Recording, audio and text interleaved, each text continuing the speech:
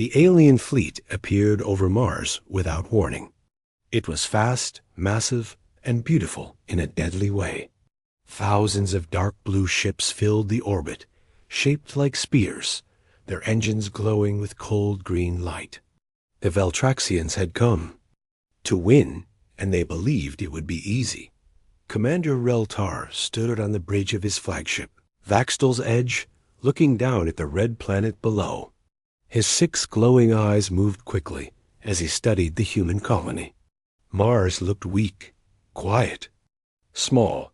There were only a few defense towers, old communication satellites, and a couple of transport ships in orbit. This was nothing compared to Veltraxian war power. He turned to his second-in-command, Kivran, a younger officer with bright red skin and sharp claws. "Send the attack order," Reltar said calmly.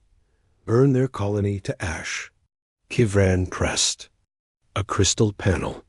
Instantly, across the entire fleet, weapons powered up, plasma cannons rotated, missile bays opened. Energy began to gather. The humans didn't respond. No defense activated. No ships moved.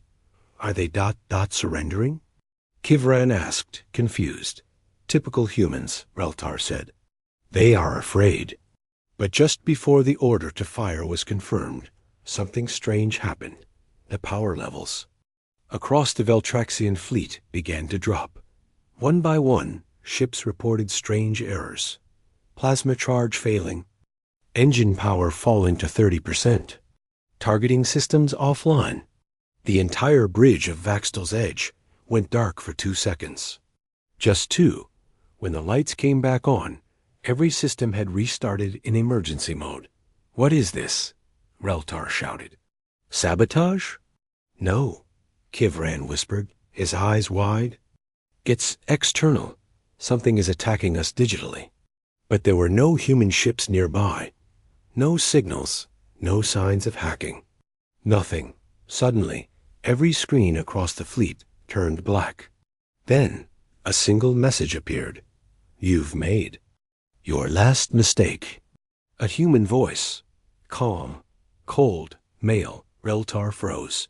The voice spoke again, this time louder. "We let you win the first battles. We wanted to see how far you'd go. Now we've seen enough." Then silence. On the surface of Mars, just near the Olympus Mons mountain, several human defense platforms rose from underground. They had not been visible before. They looked old, almost ancient, not like the rest of human technology. Reltar growled, "Fire everything, now!" But nothing happened.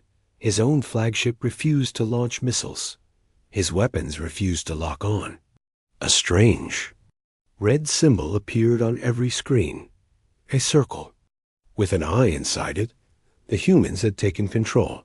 Then came the first explosion. A Veltraxian destroyer suddenly turned on its own allies, its cannons firing wildly, ripping through 3 nearby frigates. "No, that's our own ship. Tell them to stop." But no response came. More ships began to go mad. They spun in orbit, firing in every direction. It wasn't war anymore. It was chaos. Some ships self-destructed. Some collided with each other. One cruiser flew directly into the Martian surface, vanishing in a ball of fire dot within 7 minutes. More than half of the Veltraxian fleet was destroyed, and not a single human ship had fired a shot. The Vaxtal's Edge still floated, somehow untouched, but no one dared speak. Kivran looked pale. This is not normal war. This is something else." Reltar's voice was low.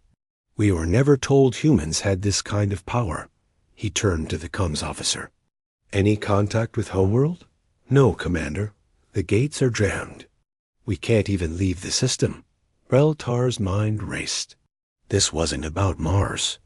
This was something hidden, something old, something humans were never supposed to have. Then, a human ship finally arrived. It was small, smaller than their shuttles, shaped like a silver arrow. No weapons were visible. It simply hovered in front of the Veltraxian flagship .REL-TAR. Stared at it. One ship? Is this a joke? But when it got closer, every alarm on the Vaxtel's edge screamed. Warning! Unknown material. Unknown engine type. Unknown signal. Suddenly, every officer on the bridge heard a sound dot. It wasn't a voice this time. It was a hum, like music. But it made their heads hurt. Their vision blurred. Some fell to the ground, bleeding from their ears. The human ship sent one final message, not in words, but in pictures. Images filled the screens. Earth, humans, a massive machine under the sea, a city on the moon with a glowing core. Then something else, not a shadow, a shape like a god. Then everything went dark. When Reltar woke up, he was on the floor. The screens were all broken. Smoke filled the room. The small human ship was gone. So were all Veltraxian forces. Mars was quiet again.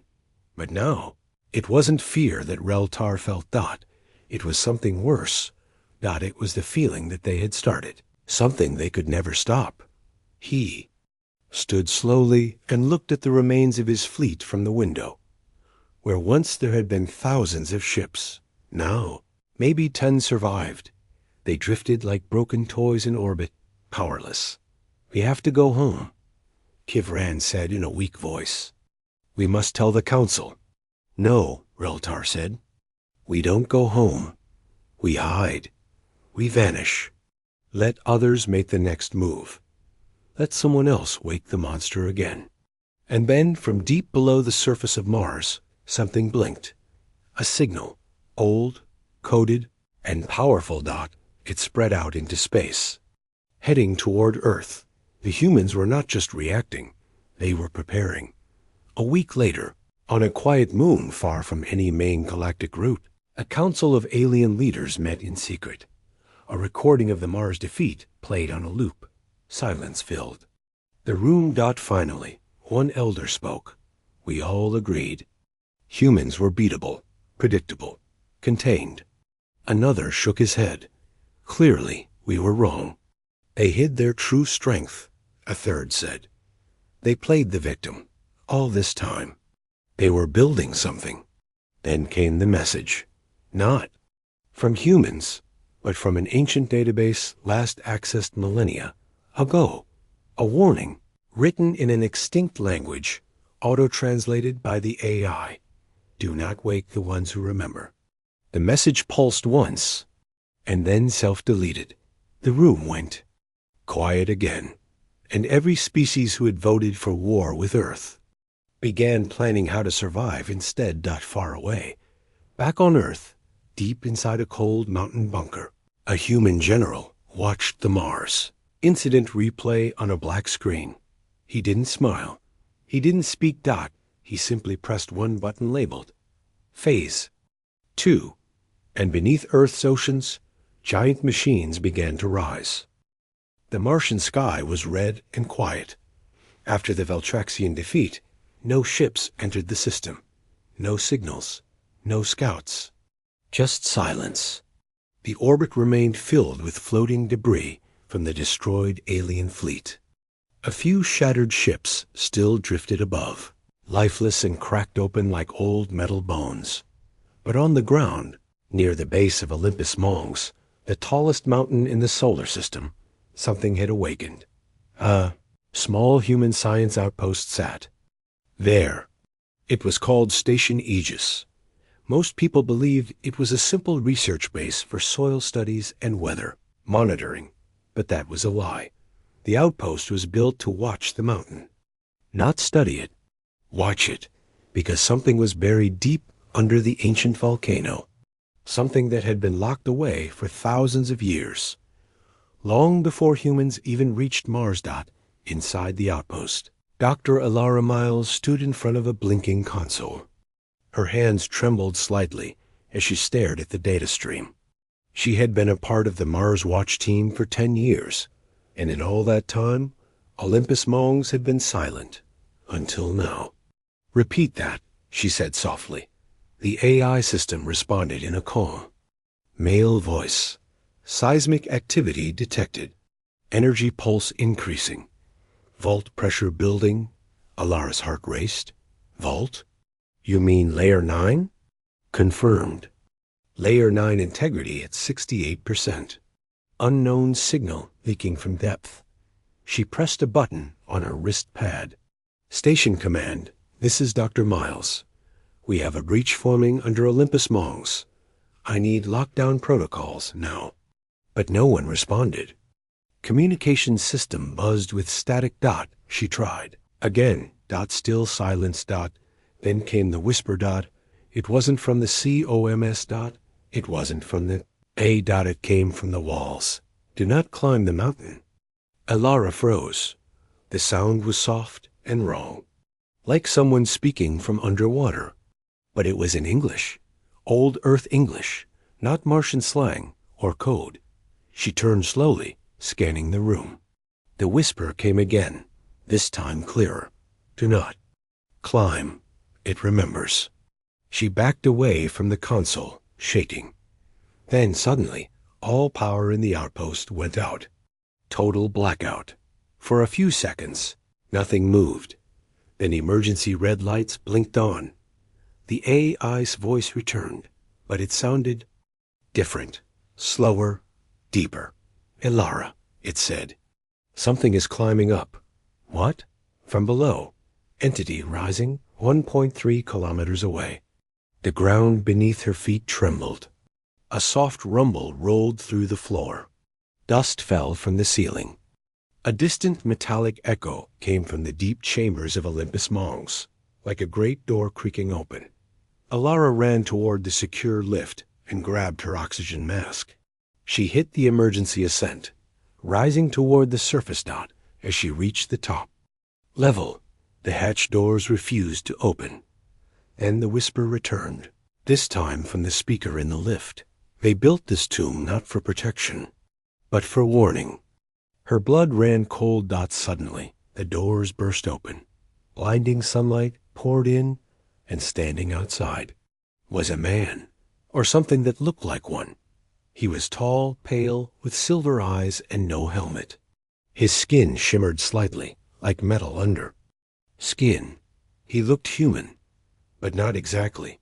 Alara stepped back. Who are you? He didn't answer. He just looked up toward Olympus Mons and said in a calm voice, It's waking. Then he turned to her. You need to leave Mars.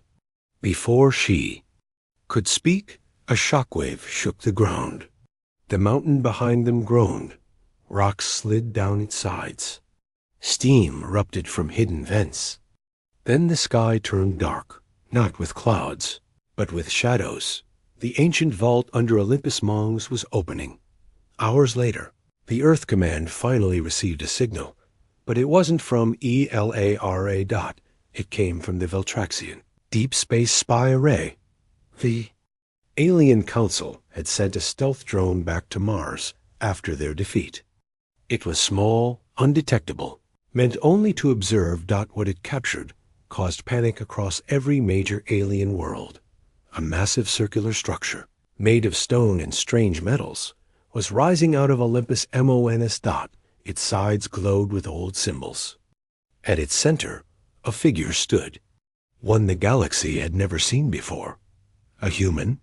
No, taller, thinner, with golden armor and burning eyes.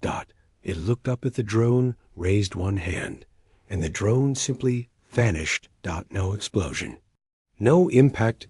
Just gone. The Veltraxian observers screamed. One whispered, It sees across the void. Back on Earth, General Cale Draven watched the footage in silence.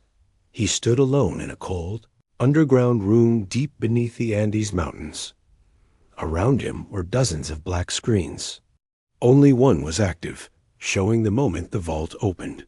His assistant, Commander Nyla Quinn, stepped into the room.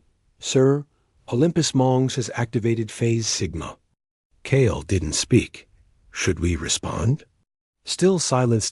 Then Cale said quietly, No. But sir, Kale looked at her. If we interfere, it might see us too. She hesitated. Do you think it's one of them? He nodded. It's one of the exiles. Neela's face turned pale. You mean one of the ancient ones? The ones from the archive? Yes. We buried them under the mountains, under the oceans, even in stars, at Mars. That one was not dead, just sleeping. Nyla took a shaky breath. What now? Kale turned back to the screen. Now we wait. And pray doesn't remember everything. On the moon of Delros, in a hidden alien temple, a race known only as the Lithari gathered. They were old, perhaps older than the humans, but they feared them. They always had. And now, their worst fear had come true. An exile had awakened. One of the original beings, Earth was created to contain. The high speaker of the Lithari addressed the circle. For 10,000 years, we watched Earth. We told ourselves they were young, fragile, dangerous only if provoked. The circle remained silent, but now we know the truth. Earth is not a world. It is a lock. Murmurs echoed across the chamber. A lock for the exiles, for the old war. The humans were not the prisoners. They were the key. Another elder whispered, we should destroy the solar system now, before it spreads. No, the speaker said, we are too late. The vault is open. The memory is returning. Back on Mars, Alara ran across the surface in a protective suit, trying to reach the last working outpost. The silver-eyed man walked beside her, unharmed by the thin air. She looked at him. What are you? He didn't answer. Instead, he stopped suddenly, placing one hand on the ground. He whispered something in a language she didn't know. Then he looked at her and said, you have one cycle. After that, Mars will no longer belong to you. Alara blinked. Why are you warning me? Because you helped unlock me, he said, and because the others are coming. Alara to Earth command. Anyone, respond. She screamed into her wrist pad, but only static answered. Above her, in the orbit of Mars, the last few Veltraxian ships suddenly powered up. Not because their crews fixed them, but because something inside them had changed. Their lights turned from blue to red. And then they began moving toward Earth. On Earth, deep beneath the Arctic Circle, another vault door began to glow, and above it, carved into solid titanium, were 5 words, do not open until end. The metal began. Tuohum. Space was quiet again, but it was the wrong kind of quiet. After the events on Mars, the defeat of the Veltraxian fleet and the awakening under Olympus Mons, Earth stopped speaking. No signals, no news, no broadcasts.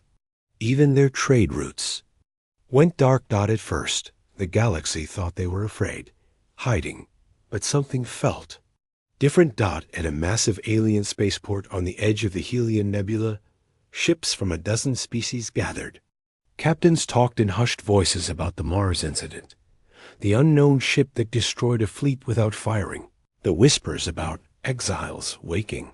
Many believed it was a one-time event, but then the telescopes picked up something impossible. 1, then 2, then 3. More. Ships rising from Earth's oceans. Launched. Rising. Straight up from the deep sea. Silent and dark. Not a single signal or ID code. No lights. No response to hails, but thousands of them. Each one shaped differently. Some like daggers, others like floating spires.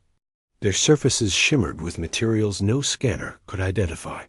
They had no heat signatures, no life signs, and no propulsion trails. They just floated upward slowly, then hovered in orbit. Then they waited. Not one of them moved toward any planet or ship. Just waited. The Veltraxians, still recovering from their defeat, watched from a safe system far from Earth. Their commander, Reltar, sat in a cold room, eyes wide, jaw clenched. "These are not military vessels," he said. His science officer turned toward him. "Then what are they?" Reltar whispered, "They're reminders." Reminders of what? That we never understood the humans. At the Galactic Archive, researchers pulled old records, ancient records from the first collapse, a time before the galaxy's current empires. Few dared read them, but one line stood out. "When the locks rise from the oceans, it means the prison has shifted." They didn't know what it meant. Not yet. But then Earth did something unexpected. They sent a message. Just 5 words. Broadcasted across every known frequency. In every known language. "We are not hiding anymore." The words struck like thunder. Alien leaders, called emergency councils. Old enemies, formed sudden alliances. Even the Zothari, a race that never feared anything, began evacuating their outer colonies. They remembered old warnings that Earth was not just another death world. It was something far worse. A world that waited. A world that stored. A world that remembered. High in Earth's orbit, the silent ships now numbered over 3,000.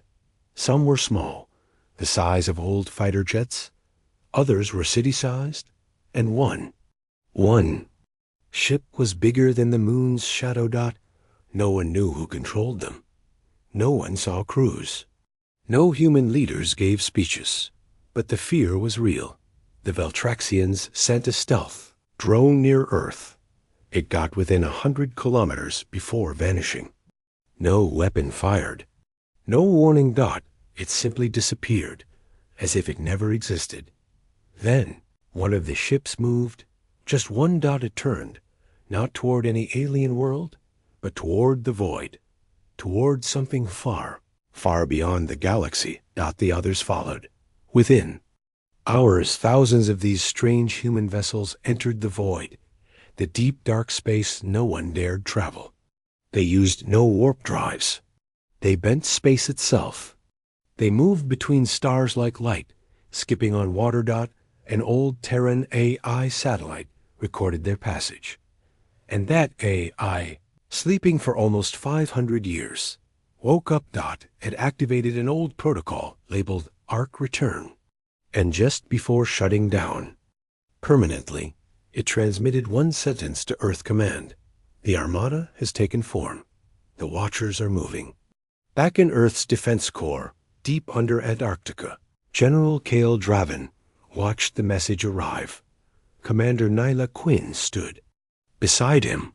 "There." "Leaving?" "No," Cale said. "They're spreading." "Spreading?" "They are not going to attack," he explained. "Not yet. First, they go to the places the exiles once touched." "Why?" "To see if the old locks still hold." Nyla frowned. "Sir, what even are they?" "These ships, these AI constructs, what is this armada really made of?" Cale turned slowly. "They're not just machines. They're memory." "Memory?" He nodded. "Some of those ships are older than human civilization. Older than the moon base. They've waited beneath Earth's oceans for thousands of years." "Who made them?" He didn't answer. Instead, he pressed a panel. A large screen lit up, showing an underwater vault being drained. A massive hangar filled with rows of dark vessels, their lights slowly flickering on. "Do you remember the Sargasso Protocol?" he asked. Yes, it was a myth. A system buried during the early expansion era. A fleet too dangerous to ever use. "It was never a myth," Cale said. "It was Phase 3. Nyla stepped back. "How many ships?" "Over 20,000. "And how many have we launched?" Cale looked at her. "Only 3,000. Her eyes widened. "Then what's coming next?" Cale whispered, "The awakening of the full fleet." Across the galaxy, alien scientists scrambled to explain the physics of the human ships. One theory said the vessels used black hole fragments as cores. Another claimed they were alive, built from intelligent metal that reshaped itself every second. But one thing became clear. Humanity had stopped holding back. No, More peace treaties. No more pretending to be behind the others. They had let the galaxy believe they were. Just one more species struggling to survive. Now, the truth was coming out. On the edge of the Near-Roll system, one of the ancient human ships entered orbit around a forgotten moon. It scanned the surface for 2 minutes, then released a single sphere, small, smooth, glowing faint blue. The sphere dropped to the moon and vanished into the rock. 2 hours later, the moon cracked in half. Inside, a vault was found, filled with symbols not seen for 100,000 years. Vault with one symbol repeated across every wall. Earth. The N. Ral fled the system instantly. Even their warriors wept in fear. At the edge of the known galaxy, the last human ship arrived at a black star, a dead sun with no light. No one had visited it in millions of years. But the ship stopped. It waited. And then, from within the dark, something responded. A ripple in space. A shift in reality. The black star flared once, and then the ship sent a message. Only one line. We have found the first cage. The Veltraxian homeworld was burning, not with fire or bombs, but with fear. Inside the capital citadel, under a black dome made of crystal and steel, Commander Reltar stood in front of the core table. Around him were the 12 warlords, most powerful voices of the Veltrax Empire, but none of them spoke. The hologram floating above the table showed Earth's orbit, where thousands of silent human ships still floated like shadows. Another part of the screen showed the latest incident from the Narol system, where a moon had cracked in half after a single sphere was dropped by a human vessel. The Veltraxian science chief finally broke the silence. This is not war. This is memory warfare. One of the warlords growled. What does that mean? The chief hesitated. These ships don't use weapons in the way we understand. They activate something ancient, something connected to the structure of reality. Reltar stepped forward. Speak clearly. What are they doing to us? The chief sighed. They are not attacking us. They are erasing parts of our history. Our AI networks are breaking down. Our satellites are going blind. Our central memory banks are failing. They're being hacked? No, he whispered. They're being rewritten. The Veltrax core, a planet-wide AI brain that held the Empire's knowledge and communication, was breaking down. Piece by piece. No virus had entered. No signal had touched it. Yet, it was failing, and no one could stop it. A red alarm blared. Another part of the core table lit up. The Veltraxian military database had just shut down. Reltar stared in disbelief. That's impossible. It's sealed off-grid. The science chief shook his head. Not anymore. Something is changing. The code from inside. A new message appeared on the screen. Not in Veltraxian language. In human English. History is the first battlefield. And then the system went black. Far across the stars. One of the ancient human ships hovered near a broken planet. It was silent, still, waiting. Inside its core, a machine being known only as Echo woke up. It had been asleep for thousands of years. It remembered the old war. It remembered who the Veltraxians used to be. Not soldiers, not conquerors, but servants, servants of the exiles. The Echo's eyes opened. They do not remember their masters, it whispered. Then let them remember what came before. It released a pulse, invisible, fast, ancient. It traveled across the void, entered Veltraxian systems, and unlocked old memories long buried. Suddenly, across the Empire, people began to see things.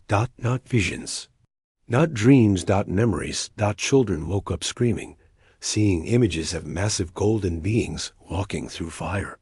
Scientists found old carvings, hidden inside their own DNA, Pilots started hearing whispers from their own ships, and in the Veltraxian core.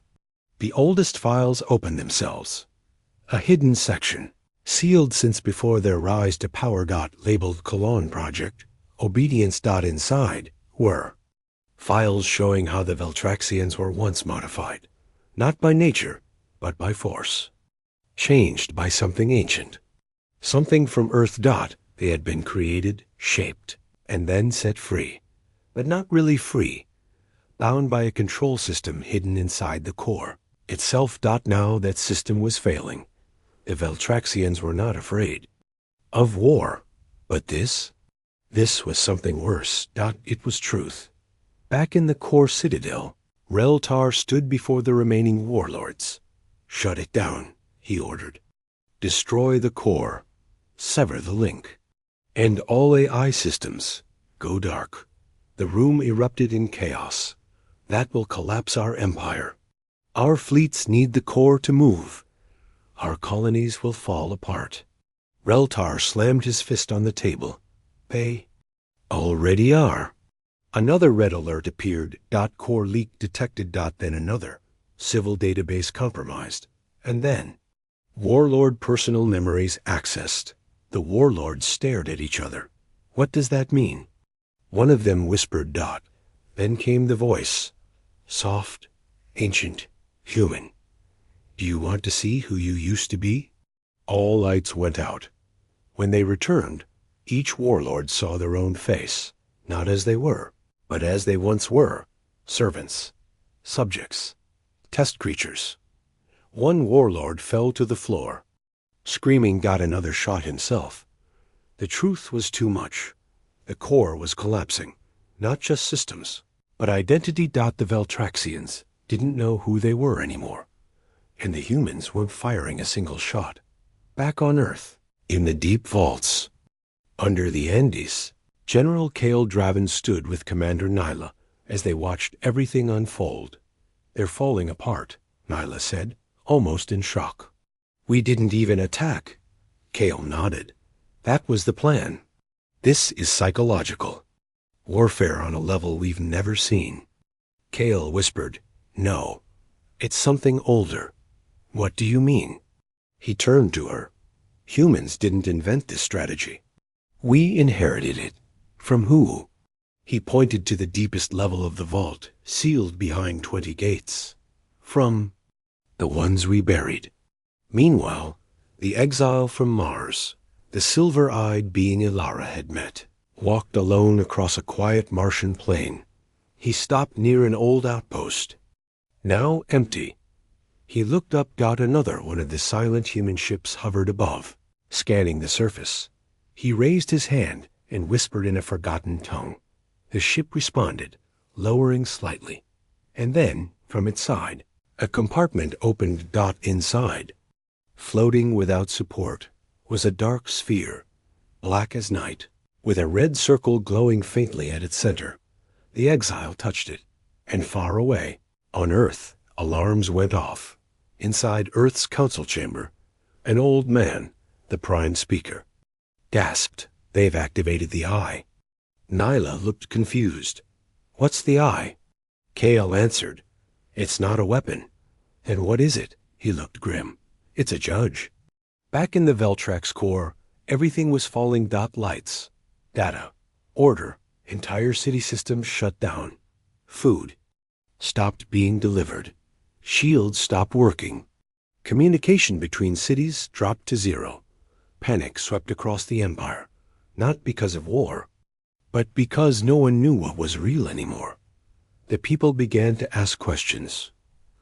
Who are we? Where did we come from? And why are humans showing us things no one else remembers? The answer came one day later. A message. A single sentence broadcasted. Across every Veltrax device still functioning. You are not the first. You will not be the last. But you forgot. And now you pay. The stars looked calm, peaceful. But behind that calm, something waited. On the edge of the Zarnak expanse. Admiral Layla Cross stood at the command deck of the ISS Titan's Roar.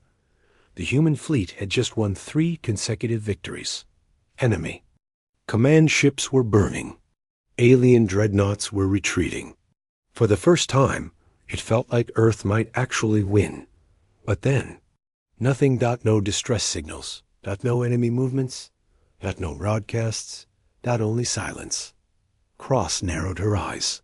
This doesn't feel right, she muttered. The science officer, Elias Monroe, tapped his console. Admiral, sensor sweeps show no anomalies. It's just empty. 2 empty. 10 human ships pushed deeper into the expanse. The void was so quiet, it made people on board whisper as if they were walking into a tomb. Even the AI, Prometheus, offered no alerts. But every officer on the bridge could feel it, the tension crawling up their spines. Suddenly, alarm screamed. A bright flash, then a second, then a dozen. Cross spun toward the view screen. Where did that come from? Elias shouted, "Coordinates don't match anything. They're not cloaked, they're phasing in from subspace." In seconds, the sky exploded. Unknown alien ships appeared out of thin air, sleek, dark, and shaped like jagged knives. They had no known insignia, no radio chatter, and their first move was brutal. 3 Earth ships disintegrated in under 15 seconds. Cross didn't. Blink. Shields up. Weapons online. Return fire. But the weapons didn't lock on. No target recognition. The enemy ships were phasing between partial realities. Not cloaked, not shielded, just not fully here. They've built something new, Elias whispered. Something we've never seen before. Cross's voice was iron. Then we learn, or we die. Human destroyers spread out and fired in wide arcs, trying to catch the aliens in brief moments of visibility. One missile hit. The alien ship didn't explode, it twisted, crumpled like paper, then vanished. But one thing became clear. This was not the Zarnik fleet. This was something else. The trap was never meant to win a war. It was meant to show humanity how weak it really was. The ISS Titan's roar took a glancing hit. The hull didn't crack, but something shimmered across the ship's systems. A strange, golden pulse. Prometheus flickered, then died. The ship lost AI guidance in one instant. Cross's voice remained calm. Revert to manual ops. All crew, brace. This isn't about survival anymore. It's about understanding what just hit us. Across the stars, more human fleets started encountering the same strange attacks. From nowhere, no known enemy, no warning, and something worse. Captured data from one destroyed ship showed a signal embedded in the energy that hit them. A single phrase, repeated in strange alien code. Translated, it read, "Your rise was noted. Your fall has begun." Back on Earth, panic started to ripple through command centers. If these weren't Zarnak, who were they? And why now? In a hidden lab on Luna, Dr. Celine Ortez watched the incoming footage and froze. She recognized the energy signature. It matched a transmission Earth had received 15 years ago. One they had buried, silenced, ignored. Message not from this galaxy. But from outside it. A warning Earth chose to dismiss. And now? Now it was here.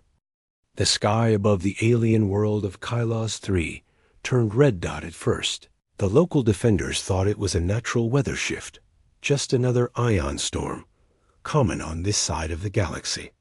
But when the temperature dropped sharply and the winds fell, still the truth became clear. The humans had arrived. Commander Rel Farn of the Eurovax defense line stared upward through the hardened glass of his command dome. His heart beat slower, heavier. The red light was not natural. It pulsed in waves, silent, rhythmic, artificial. And behind that glow came shapes, dark, massive, silent. Eurovax High Command had declared Earth a manageable threat just 6 weeks. ago. They claimed the humans were fractured, tired, and bleeding from recent defeats. They told everyone that humanity's morale was broken, and their technology too primitive to pose a long-term danger. But now the sky itself was whispering a different truth. A fleet was entering low orbit without any communication. No demands. No warnings. No negotiations. Just presence. When the first ship descended low enough to be seen clearly, the breath caught in every throat on Kylos 3. It was not like the other crude human ships they'd studied. This one looked reborn. Its edges were smooth, lined with a strange black alloy that absorbed light. Blue cracks of plasma shimmered along its underbelly like veins, and on its hull were no names, no markings, just a number. 5 ohm. Reltharn sent the alert across all sectors, but there was no response from High Command. Static. The human ship fired. No weapons. It simply hovered, silent, as smaller dark shapes fell from it like rain. Drop pods faster and heavier than ever before.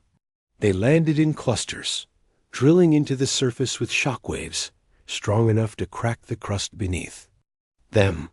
From those pods stepped human soldiers, but not the ones Eurovex had seen before. These were not the same. Each soldier wore heavy, angular armor that shimmered like mercury under the red sky.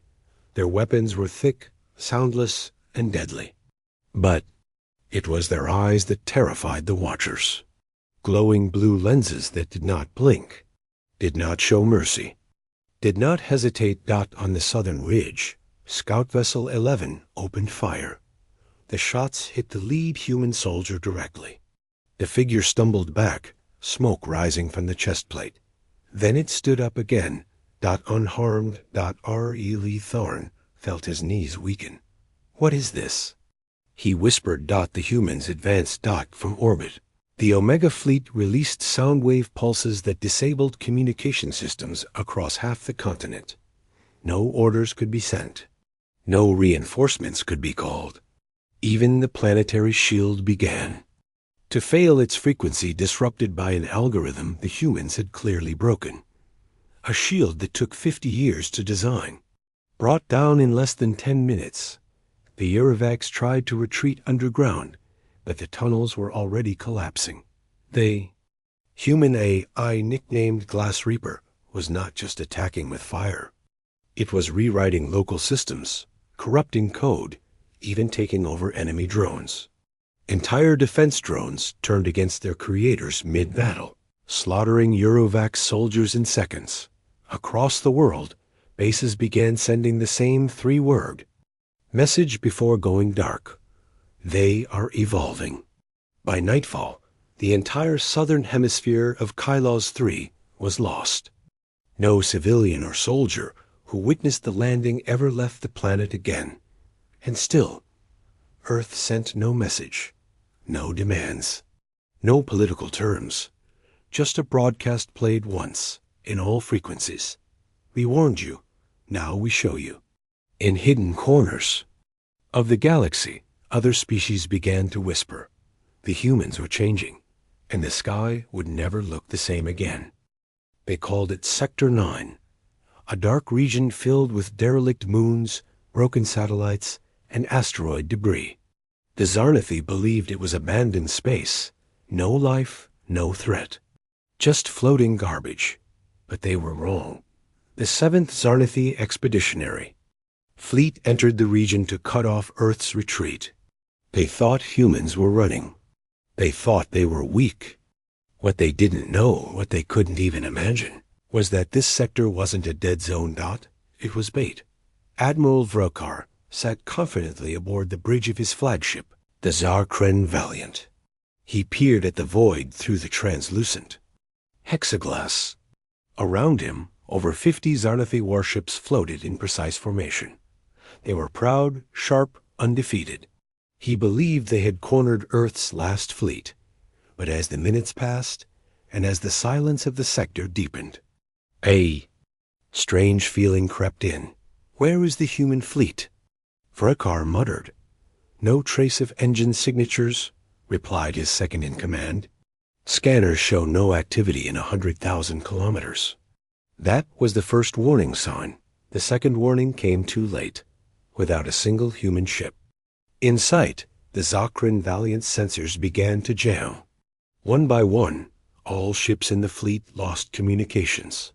Then came the real terror. From within the debris field, metallic objects started to unfold. Not ships, at least not in the traditional sense. These were autonomous weapons, millions of them. Tiny, deadly, and silent. Human nanite war mines. Each was smaller than a man, but fast as light and smart enough to identify heat signatures, engine pulses, and Zarnathi biosigns. The first ship exploded before they even understood what hit it. Second followed within seconds, then a dozen. The mines swarmed like insects, bypassing shields, crawling into vents, and detonating from inside. No escape, no surrender, no mercy. Brekar screamed orders. Activate pulse cannons, launch the swarm nets, call for backup. But it was too late. Every single piece of tech the humans had used in this trap had one purpose: to turn the Zarnathis. Strength against them. The more power they used, the more the mines adapted. Artificial intelligence from Earth's darkest military labs ran each swarm unit. They learned, evolved, and predicted that soon the mines were detonating in sync-taking. Out formations, causing chain reactions. Some mines didn't even explode. They simply latched onto engines, freezing them, draining fuel, then leaving the ship to float dead and silent. By the time the backup fleet arrived at the edge of Sector 9, there was nothing left to save. Only drifting wreckage. Admiral Vrekar's ship was never found. Only one transmission made it out of the sector. It was static at first. Then a single sentence repeated in human voice. "You thought we were beatable. You were never hunting us. You walked into our teeth." The galaxy went quiet. In command halls across 10 civilizations. Military leaders paused and reevaluated everything they thought they knew about Earth. For decades, they assumed humans were reckless, emotional, and easy to manipulate. But now, they understood. Humans didn't run because they were scared. They ran to lead their enemies exactly where they wanted them. And the Zarnathi? They weren't the first to fall for the trap. And they wouldn't be the last. Because Earth wasn't just fighting a war. It was designing one. The room was quiet, too quiet. Admiral Sharak of the Varnok High Command stood frozen before the holodable, his 3 eyes wide, mouth barely moving. Data kept flashing across the screen, but none of it made sense. It wasn't possible. It shouldn't be possible. And yet, it was happening. The human fleets were not just surviving. They were multiplying, replicating ships, building from space debris, fighting like every loss was fuel for vengeance. And something else. Something worse. They weren't following known patterns anymore. The last 25 Varnok War simulations had failed. Their predictive algorithms, once flawless, now gave up entirely when humans entered the field.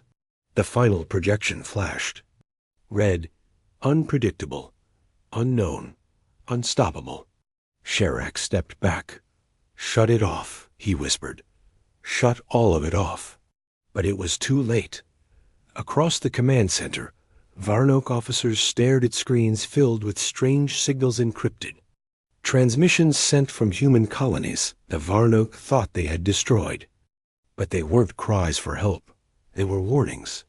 "We are not done. We are not gone. We are watching." And worse, it wasn't just military chatter anymore. The humans were broadcasting messages into the stars. Not just threats, but truths. Ancient truths. Hidden truths. The kind of knowledge the Varnok had buried, suppressed, and sworn never to reveal. Was all coming back. On a small moon orbiting the ruined world of Kellen 3, a human research station, long thought abandoned, had activated again. What they found there should have remained buried. The truth of what the Varnok did thousands of years ago, how they erased entire civilizations, rewrote history, and locked knowledge away in Forbidden's archives. But humans had found it, and now they were sharing it. Across the galaxy, species long allied with the Varnok began asking questions. Protests grew. Rebellions flared. Alliances crumbled. The truth spread faster than any warship. The humans had turned information into their deadliest weapon, and the Varnok couldn't stop it. Commander Reese walked through the underground vault. His boots echoed on cold metal floors, but even sound seemed afraid down here. Behind him walked Yara, a former Varnok archivist who had defected weeks ago. "You're sure this is what we think it is?" he asked. "Y, R," and nodded slowly. "It's the last Forbidden's file. Once it's uploaded, the galaxy will see." They reached the core terminal. The last encryption cracked open. The truth was now free. Back on the Varnok capital world, panic had reached the upper halls of power. Grand Chancellor Threx watched helplessly as centuries of secrets unraveled. The files released by the humans showed more than Varnok war crimes. They revealed the truth about the early expansion era, how the first interstellar humans had been betrayed, how their early ships were lured into ambushes, and how Earth had been targeted long before it had even joined the galactic community. They were never the aggressors.